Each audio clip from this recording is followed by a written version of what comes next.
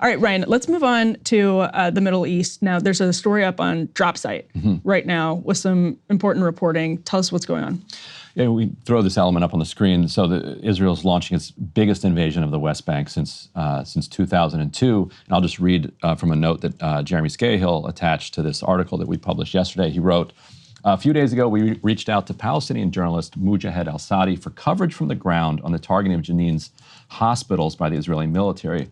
A reporter from Jenin who has covered the region since 2012, al-Sadi is no stranger to the dangers. In 2022, he was just a few feet away from his friend and colleague, Shireen Abu Akleh, the legendary Al Jazeera correspondent, when an Israeli sniper shot and killed her. We can put this VO up on the screen, the second element here. Jeremy goes on, you can hear the gunshots here from the IDF. And on Monday, as he was reporting this story, al-Sadi was among a group of journalists who came under attack by Israeli forces and bulldozers while they were covering the destruction of a roundabout and surrounding shops in downtown Jenin. The soldiers opened fire on them, injuring two, while the bulldozers drove at them at high speeds, forcing them to take cover inside shops. It's quite terrifying to have the bulldozer rush at you for them to shoot at you, he told us. They were trying to prevent us from doing our coverage, unquote. The next day, Palestinian journalists Ayman al-Nubani and Mohammed Mansour were shot and injured by Israeli forces in the village of Kafr Dan, west of Jenin. So this story was commissioned for us by Sharif Abdel Qaddous, who legendary correspondent from the Middle East, who is working with us now. He edited and translated this report from Arabic. You can check it out. There's some harrowing details in it. One of them, among the many, has details on how many sewer lines have been ripped up, how the extensive damage to the infrastructure. But then some of the personal details he got are intense. One about a mother of three who took two of her children to a doctor's appointment at a hospital in Jenin last week, left her five-month-old home with family, and that's when the assault happened. And she has been trapped in this hospital ever since. Right. Just trying to imagine, like, taking my kid to the dentist, and then you're surrounded for days, and you can't even get, the cell phone line's been cut. Like, there's no internet. You can't even get in touch. You don't even know, like, is my family still okay? When am I ever going to leave? Are they getting attacked? It's so. And this, again, this is the West Bank. This is not Gaza. This is right. And it's unfolding with exponential force. It seems like, day after day. Meanwhile, all while the U.S., Netanyahu, and Hamas kind of jockey over the terms of a potential ceasefire deal, we have Netanyahu delivering a press conference recently where he laid out some of his conditions. Let's roll Netanyahu. I was asked whether Israel I'm not doing enough to the release of hostages. Well, I want to set the record straight. On August 28th, that's 5 days ago, Deputy CIA Director said that Israel shows seriousness in the negotiations. Now Hamas must show the same seriousness. I want to ask you something. What has changed in the last 5 days? What has changed? One thing. These murderers executed 6 of our hostages. They shot them in the back of the head. That's what's changed. And now after this, we're asked to show seriousness? We're asked to make concessions? What message does this send Hamas? It says, kill more hostages, murder more hostages, you'll get more concessions. White House National Security Council spokesperson John Kirby, in a briefing with reporters, has said the opposite of what Netanyahu has been saying. We can put up this Times of Israel article that quotes Kirby here. He says, the deal itself, including the bridging proposal that we started working with, includes the removal of IDF forces from all densely populated areas in phase 1, and that includes those areas along and adjacent to that corridor. He's talking about the Philadelphia corridor. And this is yesterday, right? Yes, and he says that's the proposal that Israel had agreed to. So Israel had previously agreed to a proposal that would remove IDF troops from the Philadelphia corridor, which is down in Rafah, the border between Israel and Egypt. Netanyahu is now saying that he has American support not to do that. It's a complete public disagreement. We can play a little more Netanyahu just to show how just stark this divide is. The Philadelphia corridor, which separates Egypt from the Gaza Strip, will not be evacuated. If Israel will give up control of it, Gaza will become an enclave of terror.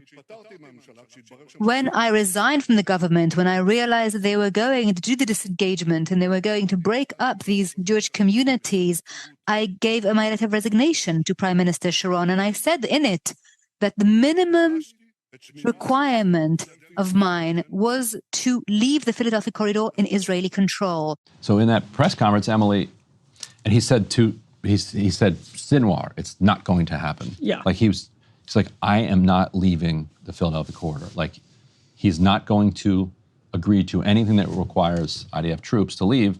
Meanwhile, you have the U.S. saying that he has agreed to that and the U.S. wants him to do that. Mm-hmm. And you have Netanyahu telling his cabinet, Barak Ravid reported this, he's like, the U.S. has agreed to let them stay. Why are you trying to get us to cave?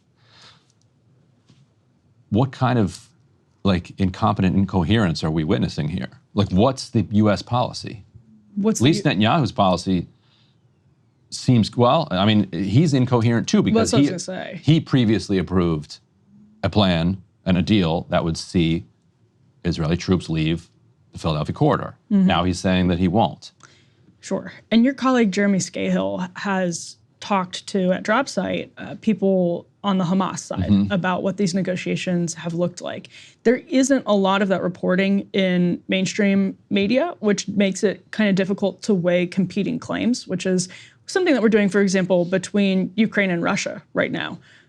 You can sort of weigh the competing claims and try to get a window into these negotiations that are happening. Right. Russia says this, Ukraine says this. Right. And some of it is, they're both, some of the spin is obviously different than what's being said behind closed doors. And some of it is what's said in public to pressure the other side is different, or to pressure people in your own country is different than what's being said behind closed doors. So I guess, Ryan, I'm curious for what your sense is about if there's similar incoherence.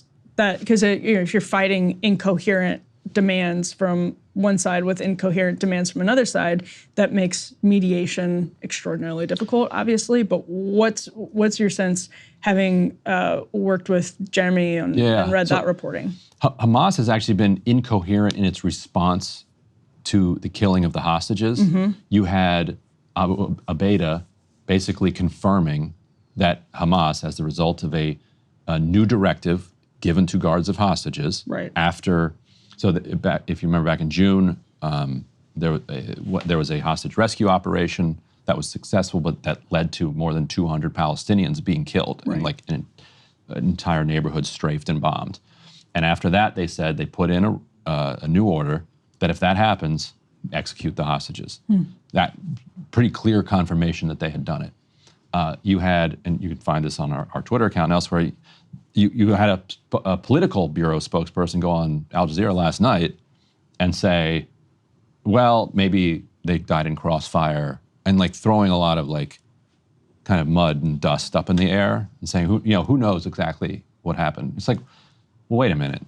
Your people on the ground basically confirmed it yesterday, right? 2 days ago. Now you're saying that who knows? So there does seem to be a serious divide between the political bureau Hamas types who were in Doha and the people still on the ground in Gaza. But when it comes to the ceasefire negotiations, there's coherence from Hamas. They are saying that their terms are very clear. Israel has to leave Gaza. Right. That's pretty, and the war has to end. That. Those are their demands. And Netanyahu had previously agreed to that. And Hamas is saying, we just implement that previous agreement that they laid out, that Israel laid out, and that Biden made public. Just do that. And Netanyahu is saying, no, we're not doing that one anymore. Let's look at this map. So this is C5, if we could put this up on the screen. Ryan, can you explain what we're looking at, especially for people who are listening too, because this is fairly interesting. Yeah, so this is Netanyahu during his very long press conference the other day, where he's laying out his position on not being willing to leave the Rafah border crossing. And anybody with any familiarity of the region would look at that and be like, seems to be something missing there. Like the entire West Bank. Right. The entire West Bank. Right before October 7th, he gave a presentation at the UN where he put up a similar map that didn't even have Gaza then. Like that one, at least this one, I guess, has the Gaza Strip still there. It has to, because he's talking about the Gaza Strip. Right. But that is what critics have said is that this map represents Netanyahu's vision. And in fact, the vision of Greater Israel extends even further, goes back, like there are still huge factions within the Israeli body politic that think that giving back the Sinai Peninsula to Egypt in the 70s was a mistake, and that they still need to, like, that deep into Lebanon and Syria, that this is all, Greater Israeli, territory by just God-given right or natural right or whatever it is. So when people saw him put up another map after taking so much heat internationally for the last one that he put up that didn't include either the West Bank or Gaza, this one he puts up doesn't include the West Bank, we're like, God. Meanwhile, here in the States, it's the first day, or was the first day of classes at Columbia University, obviously the center of the widespread campus protests. Really, it was the center of the momentum as protests fanned out across campuses. And we can start rolling this clip that, if you're listening to it, what you're going to see is the alma mater statue at Columbia University being drenched in red paint, meant to look like blood. And this is going to play out in some interesting ways. I'm very curious how this plays out in the fall, because to the conversation we were just having, there is really no light at the end of this tunnel, and there's really no end in sight. There seems like there's no path to a ceasefire in sight, no matter how much the Biden administration, insists that we're getting closer and closer. We've been hearing that obviously over and over again for months. So this could take off. And the other news to mention, we can put C7 up on the screen, is in the United Kingdom, amid pressures, not unlike pressures from the left in the United States, they have decided to suspend some arms to Israel. That's what the Reuters headline says. UK decision to suspend some arms for Israel frustrates both sides, and it's pretty apparent why that would frustrate both sides. So, Brian, this is the way that this is playing out in the West. As we keep hearing, we're just centimeters away from a ceasefire, and everyone kind of is calling BS on that. I mean, everyone kind of knows that. Yeah, if you look at this point. The reporting out of Israel is that Netanyahu is genuinely starting to feel some pressure. If you look at his public statements, he doesn't seem like he's willing to bend on this. It's also September, so we're now 2 months away from a presidential election in which he might think, who knows? No, it's he's one of those politicians you live to see another day. Now he's 2 months away from a who knows moment. So at that point, you think, well, why greet anything now? Yeah. If I can just slow walk it into November. Totally. I mean, the way that these external pressures are affecting negotiations, we don't have super clear information on yet, but we can guess. We can sort of surmise what might be affecting it. And obviously, Netanyahu, Crystal and Sagar covered this, but hundreds of thousands of people, general strike in cities like Tel Aviv, taking to the streets. Similar crowd. This was I read this in either AP or Reuters. I thought this was an interesting bit of information. Pretty similar crowd in terms of overlap between people who were trying to protesting his attempt at judicial reform. So anti-Netanyahu people, but the anti-Netanyahu people after October 7th were not immediately still they weren't in the streets, that's for sure. Yes, that's for sure. So pressure is certainly looming over his decision-making too. Hey, if you liked that video, don't forget to hit the like button and subscribe to Breaking Points. If you want to see the rest of Counterpoints, go to breakingpoints.com to become a premium member and get the full uncut show every morning in your inbox and on Spotify.